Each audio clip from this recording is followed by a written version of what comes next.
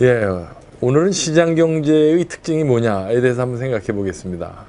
뭐 전공하는 학생한테도 자본주의 시장 경제가 원리가 뭐냐, 특징이 뭐냐라고 설명해 보라고 그러면 좀 당황할 거예요. 그만큼 이제 개념이 이렇게 딱 부러지게 뭐 몇 마디로 설명할 수 있는 그 내용은 아닙니다. 그래서 오늘 이 시장 경제, 그래도 대한민국의 경제적 정체성이 자본주의 시장 경제라는데, 이 시장 경제가 과연 어떤 논리와 원리 속에서 작동하는 건지 그 핵심만 한 두 가지 짚어보겠습니다. 먼저 이 특징, 원리나 논리를 말씀드리기 전에 한번 우리 당연하다고 생각하는 현상 하나를 생각해 볼까요? 제가 오늘 여기 스튜디오에 오기 전에 그 앞에 있는 커피숍에서 그 아메리카노 한 잔을 사서 먹었습니다. 근데 뭐 당연히 사서 먹었죠. 뭐 커피가 없을 걱정한 적은 한 번도 없습니다. 근데 가만히 생각해 보면 지금 내가 요 한경 빌딩 1층에 있는 커피숍에 내가 몇 시에 나타날지 누가 알았을 거며, 내가 가가지고 그 커피숍에 가서 아메리카노 한 잔 달라고 그랬을 때 주저없이 준단 말이죠. 자, 이 현상이 당연한 건데 한번 생각해 보면 이 뒤에는 놀라운 기적 같은 일이 있습니다. 먼저 우리나라는 커피 생산국이 아니죠. 그러니까 이제 베트남이나 아마 인도네시아나 뭐 이런 커피 생산국에서 누군가가 커피를 열심히 재배했겠죠. 또 그거를 수확해서 로스팅을 한 또 이제 거기 현지 공장이 있을 거고요. 그거를 또 포장해 가지고 한국에 수출한 기업이 있을 거고요. 또 그럼 그 포장된 커피를 싣고 몇 날 며칠 또 베트남에서 인천까지 싣고 온 선장과 선원이 있을 거고, 그것도 배가 접안할 무렵에 또 기다렸다는 듯이 그 커피를 하역을 한 근로자들, 또 그거를 싣고 또 이 한국경제신문 빌딩 앞 커피점까지 싣고 온 택배 회사가 있을 거고, 그리고 이제 제가 딱 때 맞춰서 오후 1시에 와서 커피 한 잔 달라고 그러니까 마치 기다렸다는 듯이 커피를 주더라 이거죠. 이걸 이제 우리 경제학에서는 이거를 이제 서플라이 체인 또는 밸류 체인, 즉 공급 연결망이라고 하죠. 이 공급 연결망의 마디마디마다 베트남의 커피 농장부터 그걸 실어 날른 택배 회사 또는 배, 선장, 또는 이 한경 빌딩 1층에 있는 커피숍 주인까지 모두 이 마디마디에 있는 사람들은 누가 지시 통제해서 움직인 게 아닙니다.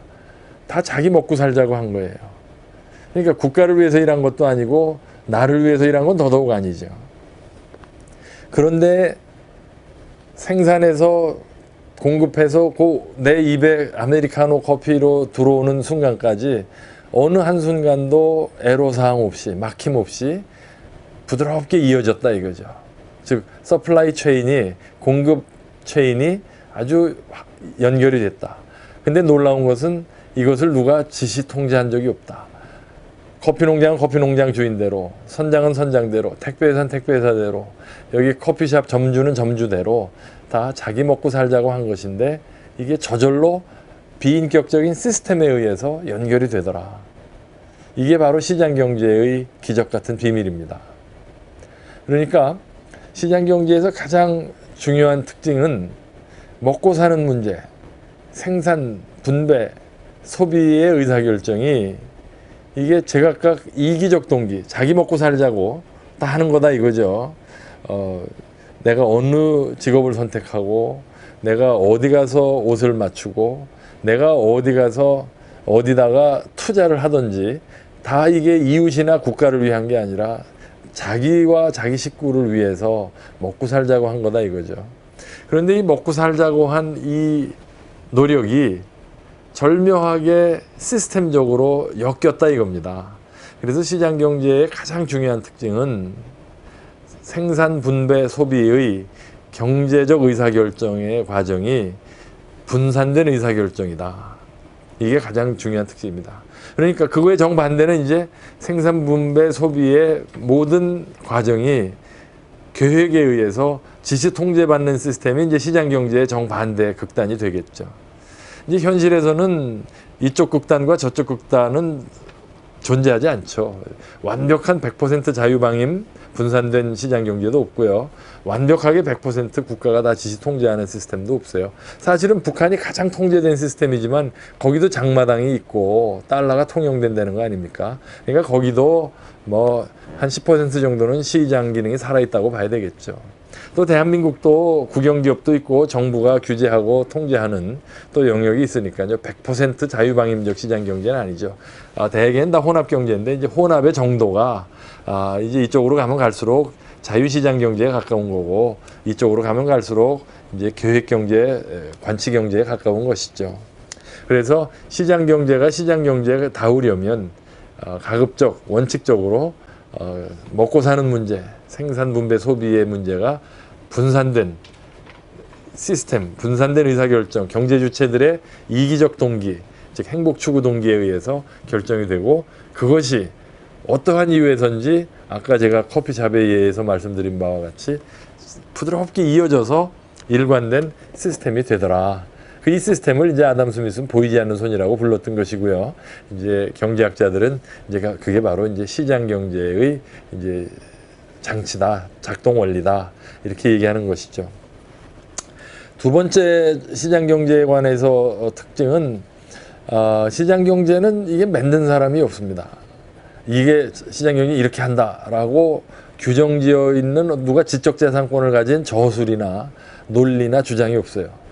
반면 이제 공산주의는 뭐 다 아시다시피 마르크스나 엥겔 이런 사람들의 이제 소위 사회개혁 사상 이데올로기로 시작을 했고 자본론과 같은 저술이 있고 또 이제 그 책을 해석해서 현실에 적용하고자 하는 이제 운동가, 혁명가들이 있고 그래서 사실은 소비에트나 중국 공산당 같은 이제 국가 체제도 형성이 됐던 것이죠. 그러니까 공산주의는 여러모로 이념적 요소가 많습니다. 그런데 자본주의 시장 경제는 뭐 이데올로기라고 할 수도 있을지 모르겠으나 만든 사람이 누군지 불분명하고 또 이것이 자본주의다라고 교조적으로 딱 정의 내린 다음에 이것과 다르게 행동하면 반자본주의적이다라고 얘기하는 그런 근거 자체도 좀 빈약하고요.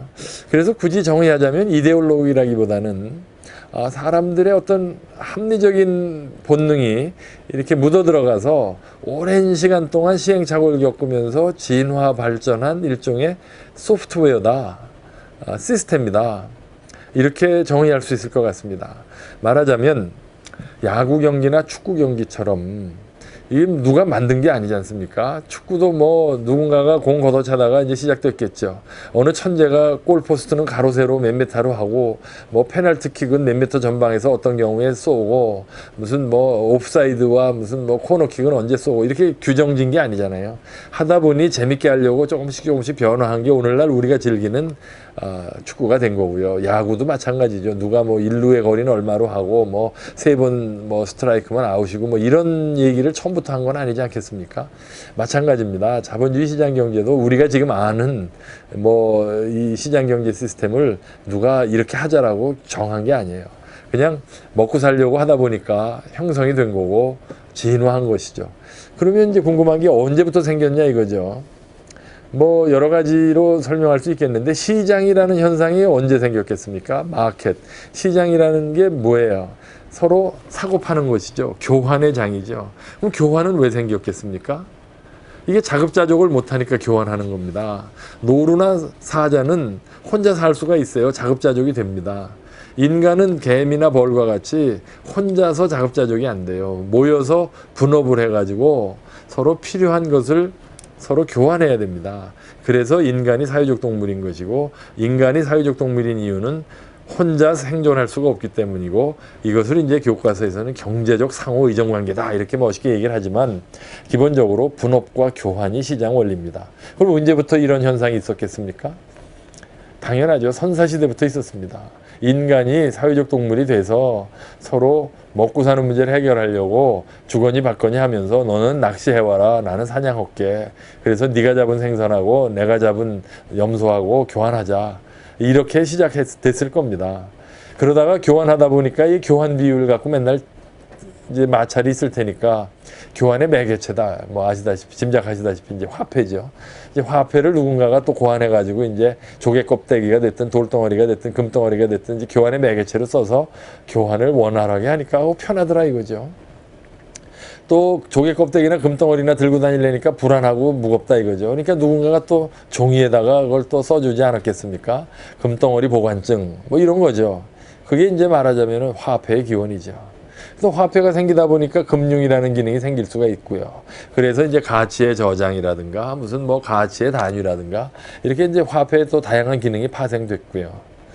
또 뭐 인간의 기술 생산 기술이 늘어나면서 생산량이 늘어나니까 이제 자본 축적의 필요성 때문에 이제 동업 관계를 만들려니까 이제 회사라는 제도가 생겼고 뭐 네덜란드의 동인도 제도 뭐 동인도 회사처럼 이제 여러 사람이 돈을 모아서 회사를 만들어서 크게 사업을 벌리려다 보니까 또 여러 가지 마찰과 오해와 뭐 갈등이 생기니까 이걸 제도화하자. 그래서 이제 회사법을 만들어서 함령회사, 합자회사, 주식회사 이런 게 다 시장경제 자본주의의 시스템이고 소프트웨어다 이거죠. 그러니까 누가 처음부터 만든 게 아니고 수백 년 동안, 수천 년 동안 진화한 것이고 그래서 일종의 진화하는 인류 문화 유산이다 이렇게 보시면 되겠습니다. 그러면 이 진화의 원동력이 뭐냐? 그거는 당연히 이제 사람의 잘 살겠다는 소위 인간의 경제적 본능이죠. 인간의 경제적 본능은 여러 가지로 이제 설명할 수 있는데요. 경제학에서는 아주 간단하게 아주 한 칼에 정의를 합니다. 최소의 노력으로 최대의 성과를 얻어서 편하게 살자. 이게 이제 인간의 경제적 본능인데 시장 경제가 고대 선사시대부터 사람들이 최소의 노력으로 최대의 성과를 얻어서 편하게 살자. 그거는 지금 여러분들이나 저나 500년 전의 사람들이나 선사시대 인류나 똑같습니다. 석기시대가 왜 청동기 철기로 진화했겠어요? 돌이 부족해서 석기시대가 끝난 건 아니지 않습니까? 석기보다는 철기나 청동기로 생산하니까 덜 일하고 더 먹게 되니까 그쪽으로 선택한 거고요. 그래서 바퀴도 발명한 거고 다 그런 겁니다. 그래서 인간의 최소의 노력으로 최대 성과를 얻어서 잘 살아보겠다. 요거를 이제 교과서에서는 유식하게 이제 합리적 이기심이다. 뭐 이렇게 표현하기도 합니다만 시장경제 자본주의는 바로 인간의 그 합리적 이기심, 최소의 노력으로 최대 성과를 얻어서 될 수 있으면 편하게 물질적으로 살아보겠다는 그 욕구가 계속 집단지성으로 시스템적으로 개량돼서 오늘에 이른 것이죠. 그러다 보니까 시대에 따라 자본주의는 다양한 모습으로 나타납니다. 뭐 다 아시겠지만 100년 전에 미국과 영국과 서유럽의 그 자본주의의 모습은 굉장히 좀 잔인한 모습을 갖고 있었어요. 그러니까 독점 자본주의죠. 미국의 무슨 철도 재벌이 또는 뭐 철강 재벌이 트러스트를 형성해서 차별 임금과 차별 가격으로 폭리를 취하고 뭐 들어보신 얘기 아닙니까? 그랬었습니다. 100년 전의 자본주의는 독점 자본주의였어요. 그랬던 것이 우리 축구 경기나 야구 경기, 농구 경기 규칙이 이제 바뀌듯이 재미가 없잖아요. 문제가 많잖아요. 1차 대전, 2차 대전 터지니까 그 사이에 이제 사람들이 집단지성으로 이 독점 자본주의는 폐해가 많구나. 그래서 개량하고 수정하고 수정 자본주의가 된 거죠. 그래서 이제는 독점은 불법이고 독점하려는 시도는 반 독점 금지 경쟁 촉진 제도, 우리나라는 공정거래법, 미국, 영국, 일본 다 있습니다. 에 의해서 그런 행위는 이제 형사처벌의 대상이 되는 시장경제 시스템으로 진화했죠. 그래서 자본주의 시장경제 시스템은 바로 진화하는 질서고 일종의 소프트웨어고 그리고 지금도 진화하고 있고 지금 또 50년 뒤 100년 뒤에 우리의 후손들은 어떤 자본주의의 모습을 가지고 살지 알 수 없다 이런 얘기죠.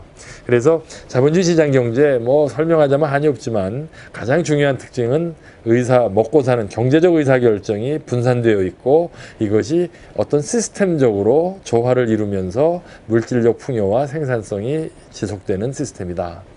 그리고 이거는 이데올로기라기보다는 일종의 진화하는 게임 규칙에 가깝다. 그래서 시대에 따라 다르고 또 장소에 따라 다르다. 영미식 자본주의가 있고 유교 자본주의가 있고 아시아식 자본주의가 있을 수 있는 것이다. 그만큼 유연하고 진화하고 잘못을 정화해가면서 자기 정화 기능이 있는 이러한 소프트웨어가 자본주의 시장 경제다라고 말할 수 있겠습니다. 그러니까 축구 경기 규칙이 계속 바뀌었잖아요. 초기 축구화에 비해서 이제 우리 뭐 얼마 전 월드컵 게임에서는 옵사이드 룰도 바꾸고 그러지 않았습니까? 그러나 축구의 본질은 남죠. 손으로 하는 거 아니잖아요. 발로 해야 되는 게 축구잖아요.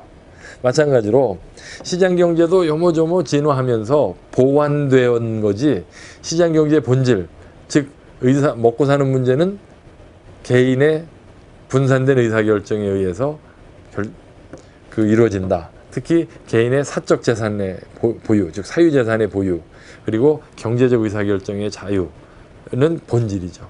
이게 흔들리면 그건 자본주의 시장 경제가 아니죠.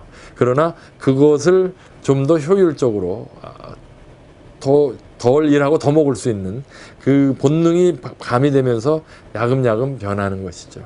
그래서 시장 경제가 100년 전에 독점 자본주의 모습을 했을 때 아주 극명하게 나타난 게 빈부격차고 정글의 법칙이 지배하는 좀 무자비한 모습이 있었어요.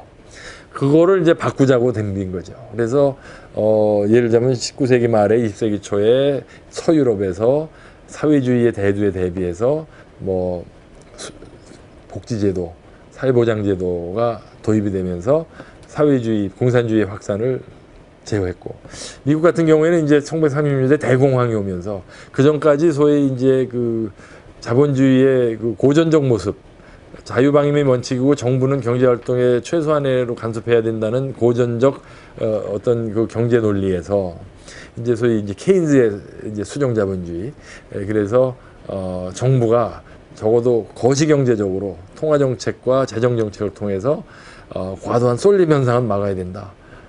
그거를 가지고 뭐 자본주의를 깼다, 사회주의라고 얘기하는 사람은 없습니다. 오히려 케인즈의 그러한 케인즈 이론과 케인즈의 혁명은 자본주의 시장 경제의 불안전성을 보완하고 보다 더 완벽한 자본주의를 만드는 데 크게 기여했고, 그걸 많은 사람들이 소위 말해서 자본주의 2.0이라고 얘기하는 것이죠. 그래서 이렇게 시장 경제의 본질, 개인의 자유, 경제적 자유, 사유재산 제도의 보장, 이런 본질을 침해하지 않는 범위 내에서 보이지 않는 손이 작동해서 시스템적으로 먹고 사는 문제가 해결되도록 하는 그 본질의 범위 내에서는 계속 진화 발전한다 하는 것이 이제 시장 경제라고 할 수 있겠죠. 그러니까 국가의 개입이 정도가 많을수록 이제 그 시장 경제의 본질에서 멀어지면서 관치 경제, 그리고 많은 경우 이제 유럽의 경우에 보면 이제 사회민주주의, 뭐 영국에도 있고 프랑스에도 있고 독일에도 있잖아요. 이제 그 사람들은 시장 경제의 본질은 존중하되 정부가 자원 배분에 좀 더 많이 관여해야 한다. 근데 그 색채는 대체로 사회주의적 색채죠. 그러니까 재배분이라든지 또는 정부가 주요한 기간 산업은 정부가 운영해야 된다든지, 이제 이런 것들이 이제 자본주의의 가장 고전적 형태에서 관치, 계획, 사회주의 경제 쪽으로 가니까 아까도 말씀드린 대로 여기 스펙트럼의 문제지, 여기서부터는 자본주의고 여기서부터 시장 경제라고 자르기는 어려운 측면은 있어요. 그러니까 그 정도의 문제죠. 그러니까 분명히 이 대한민국은 북한에 비해서 시장 경제인 건 분명하죠. 그러나 이제 예를 들면 프랑스 같은 경우를 보면 뭐 논객에 따라 좀 다양한 해석이 가능하겠지만, 예를 들면 지금 그 올랑드 사회당 당수가 대통령이 됐잖아요. 그럼 분명히 사회주의적 그 요소가 정책에 많이 반영이 되죠. 그러나 지금 베트남이나 중국과 같은 사회주의, 공산당 일당 독재의 정강 정책까지는 안 가죠. 그러니까 프랑스의 사회당이라는 것은 사회주의를 지향하지만 프랑스 헌법상의 시장 경제의 기본 핵심은 훼손할 수가 없을 거예요. 그러니까 시장 경제라는 아주 유연한 소프트웨어를 좀 더 사회주의적으로 운영하겠다는 것이지, 그 자체가 시장 경제를 부정하는 것으로 보기는 좀 어렵지 않을까 싶습니다. 예. 그러니까 아예 사회주의,